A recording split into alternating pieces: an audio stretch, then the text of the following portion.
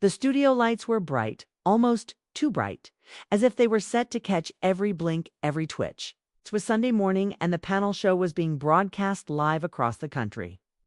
People tuned in expecting the usual rehearsed debates and polite political sparring. But today was not going to be usual. Caroline Leavitt sat at one end of the semicircle, her back straight, eyes calm. She was young, sharp, and often underestimated. Across from her sat Senator Elizabeth Warren, experienced, confident, and prepared to dominate the discussion. The moderator introduced the panel, smiling politely.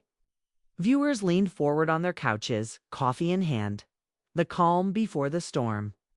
The topic was trust in American institutions. Warren spoke first, delivering her lines with practiced authority. She blamed the rise of misinformation for weakening democracy. Her voice was steady, her arguments clean. But then she turned toward Caroline. The smile she gave was thin, sharp. People like you, she said clearly, are the reason disinformation spreads unchecked. The studio fell still. The moderator glanced between the two women. Caroline blinked, her jaw tightening just slightly. She could have ignored it, but she didn't. People like you, she replied evenly, are the reason millions of Americans no longer trust our institutions. There was a pause, a crack in the air, and then the energy in the studio changed. Warren leaned in. Her voice remained calm, but her tone carried a warning. You built your entire platform on outrage and half-truths. That's not leadership. That's opportunism. Caroline's face didn't move. She didn't flinch. Instead, she offered a slow, almost surgical smile. The kind that says, I've been waiting for this moment. You want to talk about opportunism? She asked, tilting her head slightly. You made a career out of saying what pollsters told you to say. One day you're Native American, the next day you're not. One day you're anti-billionaire, the next you're cashing their checks. The only thing consistent about you is your inconsistency. Gasps came from the audience. One of the producers dropped a clipboard backstage. The moderator tried to step in. Let's keep this civil, but Warren wasn't finished. Her voice rose. Rare for her. Dangerous? You're spreading lies. Is exactly how extremists operate. They don't have facts, so they throw mud. Caroline didn't even blink. She leaned forward slowly. Her voice was low, almost too calm. I don't need to throw mud, Senator. I just have to hold up a mirror. The room went dead silent. You could hear someone breathe. Then Caroline began listing broken promises, student loan forgiveness, shifting stances on Medicare for all, campaign staff walking out due to mismanagement. She asked, what have you delivered besides speeches and hashtags? Elizabeth Warren opened her mouth to respond, but the words didn't come fast enough. Something had shifted. Carolyn wasn't the one on defense anymore. She was driving the moment. The control room was in chaos. A producer yelled, "Cut to commercial!" But not before the cameras caught one last close-up Warren's eyes. Wide and burning, and Caroline's calm, confident stare. Within minutes, clips flooded Twitter, TikTok, and Instagram. The hashtags, #MirrorMoment and #Leavitt, UNCANCELLED, trended worldwide. People weren't just watching a political debate anymore. They were watching a battle between generations, between trust and doubt, between the old guard and the rising one. And it had only just begun. The air inside the control room felt thick, like static. Moments after the feed cut to commercial, the studio descended into controlled chaos. Staff whispered frantically into earpieces. One of the assistant producers stared at her phone. Watching the clip of Caroline's mirror line rack up hundreds of thousands of views in real time. Back on stage, Elizabeth Warren stood stiffly as makeup artists circled her like a pit crew. She waved them off. "I'm fine," she snapped, but her voice betrayed her shaky, unfocused. Caroline, on the other hand, sat silently, smoothing the edge of a note card with her thumb. She didn't look smug. She didn't look shaken. She looked ready for whatever came next. The show's host, clearly rattled, avoided eye contact as they went back live. He steered the conversation toward safer topics: global trade, climate policy, but it was too late. No one watching cared anymore. The moment had already escaped the studio. By the time Caroline's car pulled away from the building, the clip had been shared by conservative influencers, Gen Z podcasters, and even apolitical meme accounts. One video had over 5 million views before she reached the first red light. Her campaign's social media director, Jason, was already working from the back seat. "We didn't plan that line, did we?" he asked, half laughing, half nervous. "No," Caroline said, "but I meant it." He held up his phone. "You've just become the voice of every person who's ever screamed at a TV during a Senate hearing." That night, Caroline's name appeared in headlines usually reserved for presidents and global events. Leavitt flips the script on Warren. In viral live clash, Senator crumbles under pressure from rising star. Even liberal networks couldn't ignore it, although they framed the moment as a dangerous signal of political decline. On CNN, one analyst muttered, "This isn't a debate anymore. It's a generational rebellion." Inside Warren's Washington townhouse, things weren't quiet either.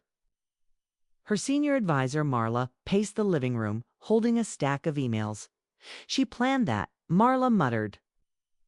"She didn't," Warren replied, still staring at the television replay. "It doesn't matter. The narrative is out of our hands." Marla laid down a printed screenshot. It was a leaked internal email and outline of Warren's talking points for the panel, including one titled, "Neutralize Leavitt. Early Dawn Let Her Control Tempo." The email had been leaked within an hour of the broadcast. Warren narrowed her eyes. "Who gave that to the press? We don't know. But it's all over the forums. They're calling it a setup. They think we tried to ambush her and lost." Warren looked exhausted. Let them. But letting them wasn't an option. The headlines, the comment sections, the carefully edited TikToks, they weren't just celebrating Caroline's composure. They were mocking Warren's unraveling. Meanwhile, Caroline was preparing for her next appearance.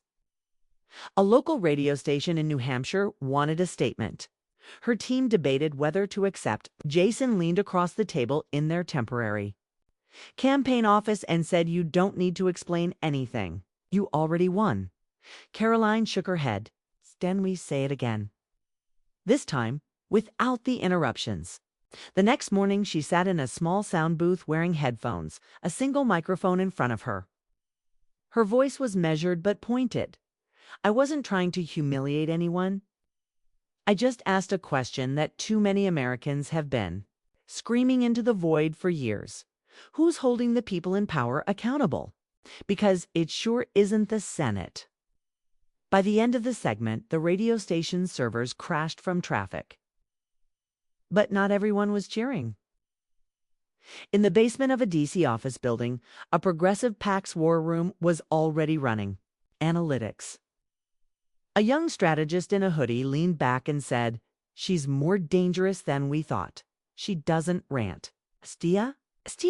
She makes you look fake by staying calm." Across the room, a consultant nodded grimly. "And she has data.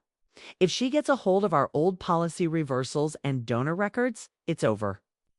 The team began assembling files, vetting anything that could be used against Caroline's past tweets. College writings, political stances. But there wasn't much. She hadn't been in the system long enough to get her hands dirty. That made her unpredictable and hard to discredit. And just as Warren's team scrambled to contain the damage, another blow landed. A well-known investigative journalist tweeted, "Leaked Senate staff email suggests Warren's team knew Leavitt would be on panel and prepped ambush strategy." It backfired. The tweet had 60,000 retweets in an hour. Warren was furious. Where the hell is this coming from? Marla didn't answer, because even she knew what was happening. Caroline hadn't just survived the moment.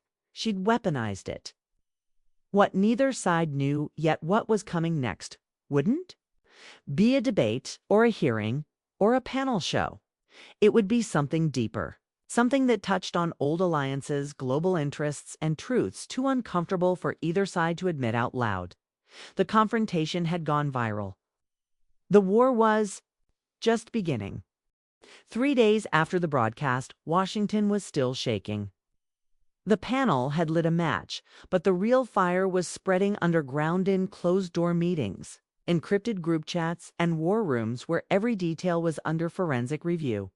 Carolyn Leavitt was scheduled to appear at a policy summit in Arlington. Normally, she wouldn't draw more than a modest crowd of young conservatives and libertarian thinkers. But now, the parking lot overflowed. Journalists swarmed the entrance. Protesters and supporters shouted at each other across police barricades. Inside, her team scrambled to control optics. Jason pulled her aside. "We've got foreign correspondents here. BBC, Al Jazeera, even NHK from Japan. They're not here for policy. They're here to see if you collapse or double down." Carolyn nodded. Then we doubled down. She stepped onto the stage to thunderous applause.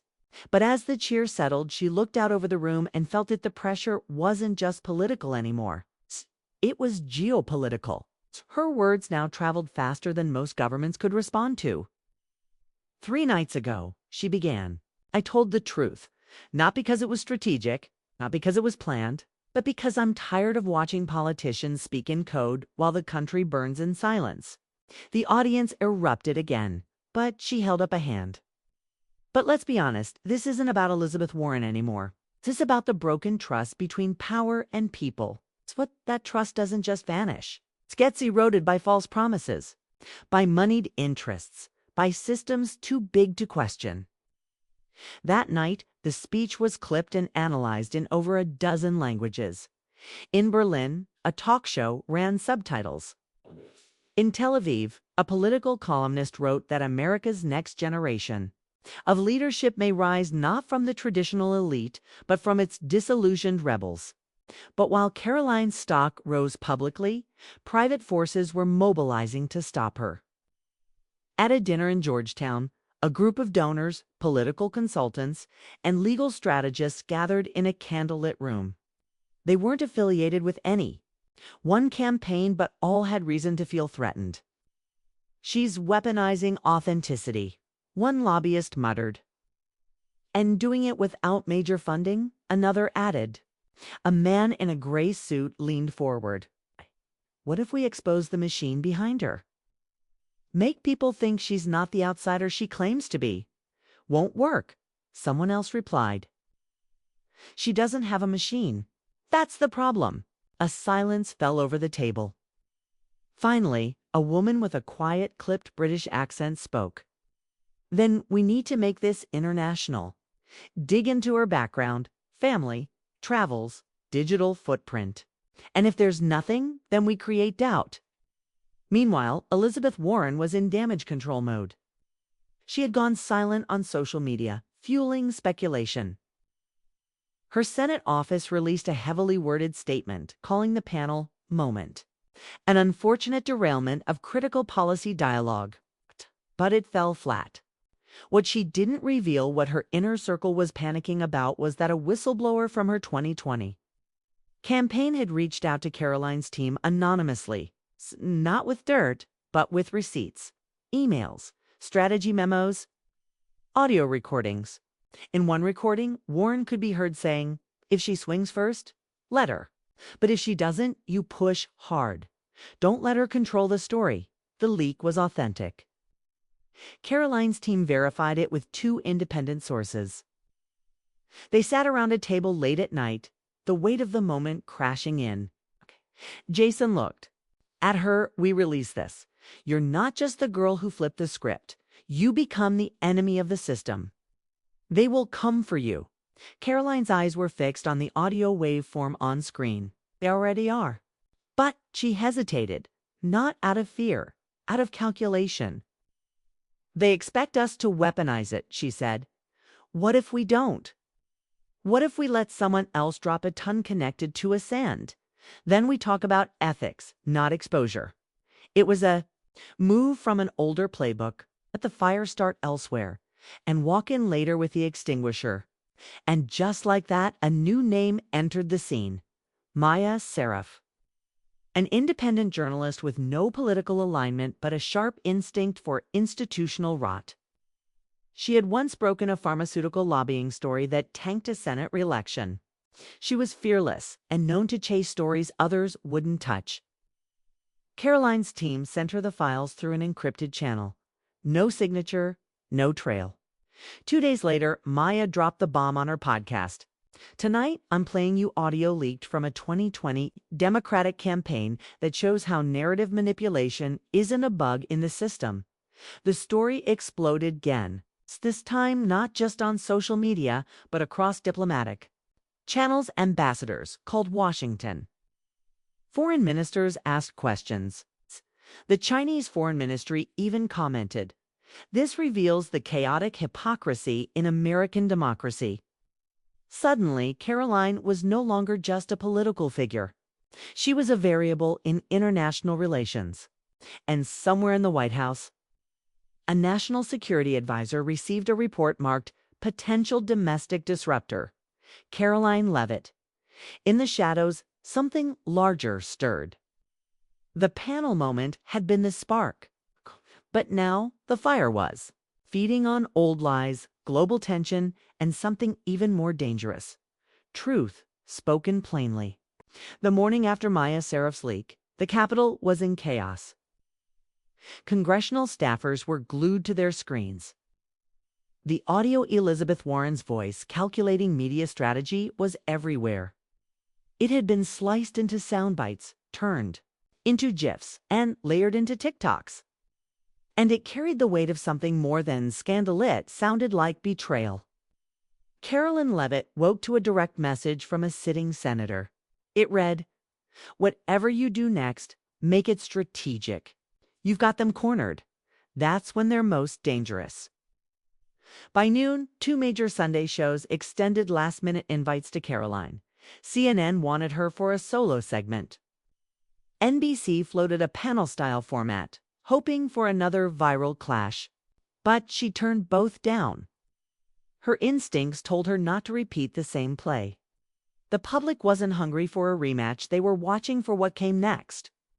She agreed to a quieter sit-down interview on PBS neutral ground. No audience. Number. Fireworks. Just conversation, controlled, measured, honest. But even as she planned that appearance, the walls around her began to close. Her parents, who lived quietly in New Hampshire, received an unexpected visit from a local journalist asking odd questions about Caroline's teenage years. Her mother texted her that night, "They're digging, honey, stay sharp." Meanwhile, Jason got a ping from a cybersecurity contact. 3 brute force attempts on your campaign email server in the last 48 hours. Sophisticated stuff. Could be private contractors, could be backed. Caroline paced her office, tense but composed. "They're not just reacting anymore," she said. "They're probing." The question hung in the air. What were they looking for? And then something shifted. A new article dropped, this time from a fringe progressive blog that claimed Caroline had secretly accepted funding from a PAC linked to a defense contractor. It was false. The article cited anonymous campaign finance data and used just enough technical language to make the lie feel credible. Within hours, the hashtag defense dollars, Leavitt, was trending. Jason stormed in. "They're playing dirty now, flooding the zone with noise." "Ignore it," Caroline said. "We'll respond, but not yet. If we chase every smear, we're playing their game." Instead, she focused on the upcoming PBS interview. The host, a respected journalist named Alina Rhodes, was known for her calm tone and incisive questions. What Caroline didn't know, what almost no one knew, was that Alina had received a confidential tip the night before. It came in an envelope. No return address, It's just a note that read, "Ask her about Dubai. October 2021, she won't expect it." Inside was a photo, blurry but unmistakably Caroline, shaking hands with a man later identified as a former advisor to the Saudi royal family, an image not previously known to the press. When Caroline arrived for the interview, she was calm, professional, but behind her eyes the fight never stopped. She wore no jewelry, no flashy colors, just a slate gray blazer and a neutral tone. Controlled, strategic. The interview began. Gently. Talk of policy, polarization, social media. Then Alina leaned forward slightly, like a chess player about to move her queen. "One question that came in last minute," she said. "There's some chatter unconfirmed. Course about a meeting you had in Dubai back in 2021. Can you clarify the nature of that trip?" Caroline's eyes didn't flicker, but her silence, a half second too long, said everything. "Yes," she replied carefully.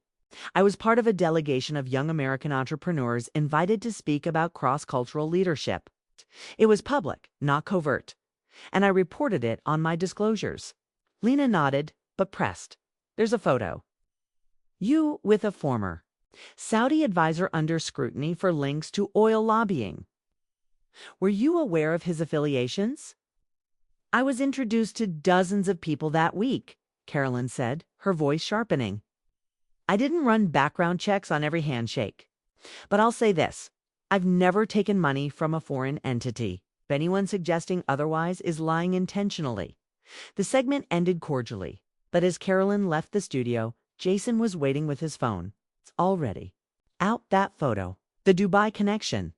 They're framing it like a secret alliance. Caroline exhaled slowly. "Let them." Jason looked confused. "What?" "We knew they'd come," she said. "Now they've shown their hand." Capitol Hill was colder than usual, but inside the corridors of power, things were heating beyond control. The whispers about Carolyn Leavitt were no longer whispers. They were threats, sealed in envelopes, traded in late-night meetings, and posted in vague policy memos that danced around her name without daring to mention it directly. She had become a lightning rod. But it wasn't just Carolyn now. The tremors had reached Senator Elizabeth Warren's inner circle, too. What started as her attempt to shut down a rising rival had boomeranged into something she couldn't contain. The leaks, the Dubai photo, the viral clips, it all shifted public focus to her contradictions instead. And the thing about contradictions in Washington, once exposed, they multiply. That week, Warren's team found themselves in emergency damage control mode. Top advisors, including her longtime strategist Mel Geller, urged her to apologize. Not publicly, then strategically, to diffuse the storm.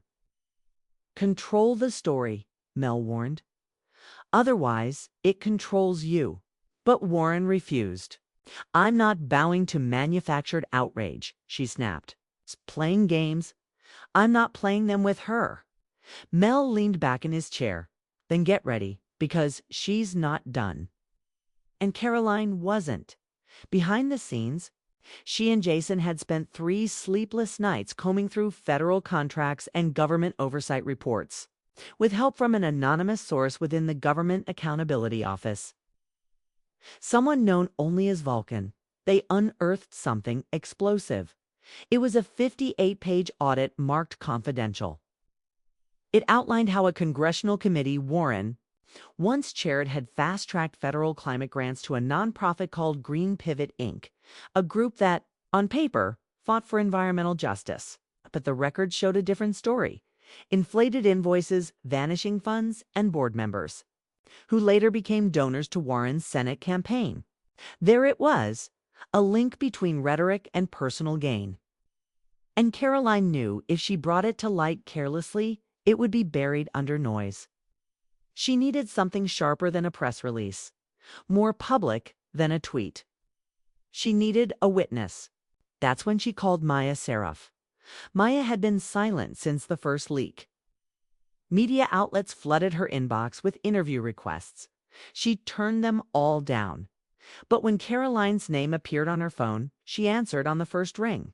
"I need you," Caroline said. "And I know they scared you. But you've already crossed the line. Now it's time to finish it." Maya hesitated. "If I speak, I burn every bridge." Caroline's reply was steady. They already lit the fire. "Now choose where to stand." The next morning, PBS announced a special two-person interview Carolyn Leavitt and Maya Sarafset for Friday night. Social media erupted. Even legacy outlets couldn't look away. That night, just minutes before the broadcast, someone broke into Maya's apartment. Nothing was stolen. It's just a warning. A glass of red wine spilled across her laptop keyboard. No prints, no trace. She didn't cancel. The program opened quietly. No dramatic music. Just the calm voice of the host. "Tonight, we speak not just about politics, but about power and those who dare to challenge it." Maya went first. She described the pressure she felt to spin narratives. The time Warren's aides fed her research they knew was skewed, and how every time she raised concerns, the reply was always the same: stick to the message. We're saving democracy. Then she paused. Carolyn handed her the audit folder. Maya held it up for the cameras. "This," she said, "is what happens when you stop questioning those who claim moral superiority. This is where idealism becomes opportunism." Caroline followed. She didn't gloat. She didn't yell. Instead, she explained line by line how the same systems that claimed to fight for justice were often repurposed to serve those already in power. "Elizabeth Warren once inspired me," she said. But somewhere along the line, the cause became a brand, and the brand became armor. And now when anyone asks questions, they're labeled as enemies of truth.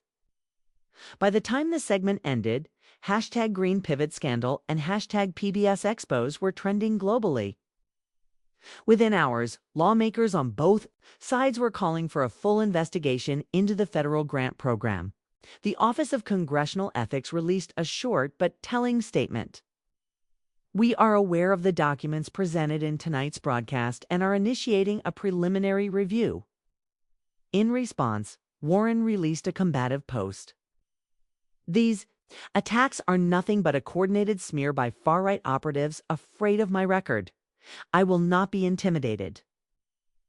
But behind the scenes, her donors began to pull back. Emails slowed. Her campaign treasurer warned of a visibility crisis. And her trusted aide Mel Geller submitted his resignation. The political tides had turned. Caroline hadn't just survived. She had cracked open a system of self-preserving narratives. Live television. The opposition was no longer sure how to handle her. Not because she was reckless, but because she was precise, cold, relentless, and as she looked out over the Capitol dome from her office window that night, Jason said quietly, "What's next?" Caroline didn't look away. "It'll come, harder now, from higher up." But this time she said, "I'm ready." The calm after the storm never came.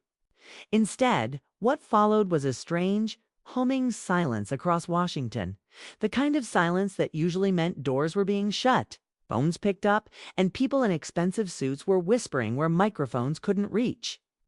Carolyn Leavitt had crossed an invisible line, not just by embarrassing a senior senator on live television, but by pulling a live wire from the wall and showing America that the power behind it wasn't what it claimed to be. Now, the system stirred. By Monday, anonymous intelligence sources were suddenly feeding selective details about Caroline's past to mainstream outlets. College friends, high school teachers, even an old landlord were getting calls. Stories began appearing in rapid succession. A late tuition payment. An out-of-context video from a campus rally. One headline read, "Is Caroline Leavitt too angry to lead?" Another whispered, "Dark money donors back new conservative darling." But Caroline wasn't flinching. She knew this game, death, by 1,000 half-truths. It didn't scare her. What did rattle her, though, was what happened at Jason's apartment. He came home late Tuesday night to find his living room window open, though he was sure he had locked it. Nothing was stolen. Nothing obvious was touched. But on his desk was an unmarked envelope with one sentence on a sheet of paper. Your friend has gone too far. Jason brought it to Carolyn the next morning. They're trying to rattle us, she said, staring at the paper. It means they're scared. He looked at her. Scared of what? She didn't answer. But she knew. Behind the audit and the nonprofit scandal was something deeper. Something Warren's team had been trying to cover for years. A buried investigation. One that involved misappropriated climate grants, not just to Green Pivot Inc., but to 3 other nonprofits tied to foreign partners, including one registered in Shanghai. The name that kept popping up, Blue Rise Strategies, a consultancy known for placing American environmental dollars into international cooperative programs. On paper, it sounded noble. In reality, millions had disappeared offshore. Oversight, no results. And Elizabeth Warren's former campaign chair sat on its board until 2021. That night, Carolyn and Jason met Maya Seraph at a diner in Arlington. Maya looked different, her voice calmer, but her eyes sharp, like someone who'd crossed a point of no return. They've started watching me, she said. My editor says I've been reassigned to health policy. That's their way of burying me. Jason slid over a folder. Not if you publish this first. Inside were internal memos from Blue Rise, obtained by Vulcan. One outlined a consulting exchange program between U.S. lawmakers and Chinese state-backed environmental groups. Another document showed payouts to speaking agents who hosted U.S. senators abroad. It's all soft power laundering, Maya whispered. They used the climate issue to create political influence networks, and nobody's looking. Until now. Caroline leaned forward. This isn't just about Warren anymore. It's about the entire political system using crisis language. To justify unchecked movement of money and power, no votes, no oversight, just buzzwords and blind trust. The next morning, a second live interview was announced, this time not on a cable network, but hosted online by the Public Line, a fiercely independent platform with over 100 million monthly viewers.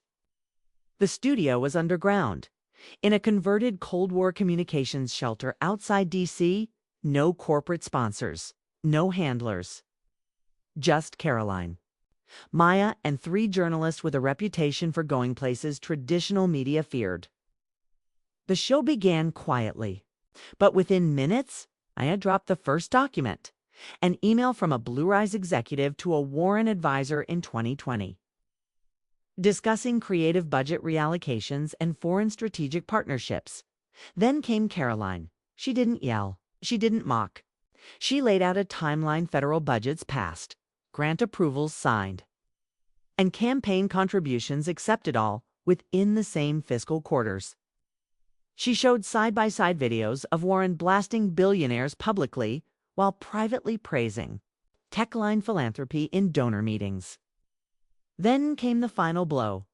Caroline revealed that the Department of Energy had flagged Blue Rise in 2022, but the file was sealed after national interest concerns were raised. It's a rare classification, typically reserved for intelligence. By dawn, Carolyn Leavitt had become a household name not just in political circles, but in homes, cafes, classrooms, and overseas embassies. Clips from her underground interview were rebroadcast, remixed, and dissected in 1,000 different ways. She wasn't just trending, she was a global event. But so was the response just before 9 a.m. Federal agents arrived at Vulcan's headquarters in D.C., armed with sealed warrants. They seized drives, computers, and internal communications, citing national security interference. Caroline's phone began lighting up, staffers reporting, knocks on their doors, volunteers being questioned, even a security clearance review launched against one of her aides. The message was loud and clear. The machine was pushing back, yet Caroline remained still. Her resolve had crystallized into something unshakable. She wasn't running, she was preparing. because this was no longer about political points or viral moments. It was about what the American public had the right to know and what their leaders had tried to bury. At noon, Maya Seraph released the full archive of Blue Eye's documents through an independent open-source platform. It was the digital equivalent of pulling the pin from a grenade. Within minutes, journalists across the world were combing through thousands of pages, timelines, wire transfers, memos classified, briefings marked confidential, that had somehow been leaked through internal whistleblowers. And in one of those files was a document never meant to surface. A Senate subcommittee note from 2021 flagging undue foreign influence through climate networks. The signatory, Senator Elizabeth Warren, she knew. She had known. By mid-afternoon, the Senate was in chaos. Press packs swarmed Capitol Hill. Warren's office issued a carefully worded statement, denying wrongdoing while claiming she had sounded the alarm privately. But the damage was done. A wave of editorials from the Wall Street Journal to The Atlantic questioned her integrity. Calls for an ethics inquiry spread like wildfire, but behind the headlines, something deeper was shifting, because Caroline's expose hadn't just burned Warren. It had shown Americans that their institutions, left and right, had become so entangled with money, ideology, and foreign deals that transparency had become a threat, not a promise. And still, Caroline wasn't done. She appeared live that evening. For one final broadcast, a direct address streamed from a plain wooden desk with an American flag behind her and no handlers in sight. No shouting, no rage. Just calm, surgical honesty. "I didn't come to Washington to make friends," she began. "I came to break the silence." She spoke about the price of truth in an era of spin, about how both parties had built fortresses of narrative shielding themselves from accountability. She explained that this wasn't about her or even about Warren anymore, was about what kind of country people wanted, one where truth was dangerous, or one where it was sacred. Then she ended with a warning. "They told me to stay in line. They used fear, pressure, and power to silence this story. But now the American people know. And once something is seen, it cannot be unseen." The stream ended, but the ripple didn't. Protests broke out in over 30 cities. Not violent, angry. Thousands stood outside media offices, outside government buildings, outside campaign headquarters, holding up mirrors. Literal mirrors, shining them at the very institutions that had betrayed their trust. Warren didn't return to the polish. Warren didn't return to the Senate the next day. By Friday, the Department of Justice had quietly launched a formal inquiry into the Blue Rise network. 4 subpoenas were issued to former staffers. Maya was awarded a Global Press Freedom Award. Jason received a quiet offer from a major D.C. think tank to lead an ethics policy division, but he turned it down, choosing to stay with Caroline. And Carolyn didn't fade. She announced the formation of a new organization, the Mirror Pact, a nonpartisan watchdog group dedicated to exposing manipulation by both government and media institutions. Its mission: truth without allegiance. People warned her she was making enemies in every corner of power. She didn't blink, because in an era where silence had become safety, she had chosen something else entirely. She had chosen the fight. And for once, the people watching chose to stand with her.